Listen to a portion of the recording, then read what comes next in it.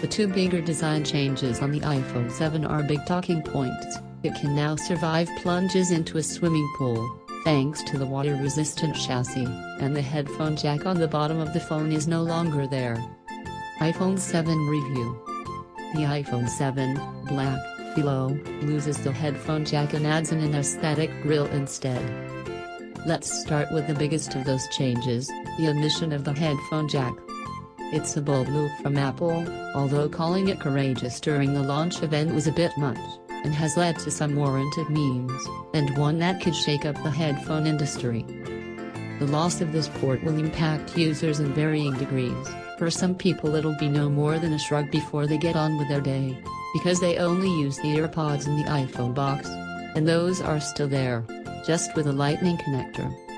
For others, though, it'll be an inconvenience, as they'll need to attach the short-weight dongle to the 3.5mm jack on the end of their headphones in order to plug them into the Lightning port.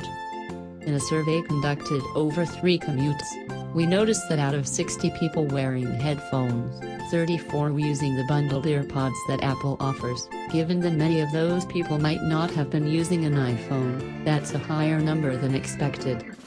iPhone 7 review.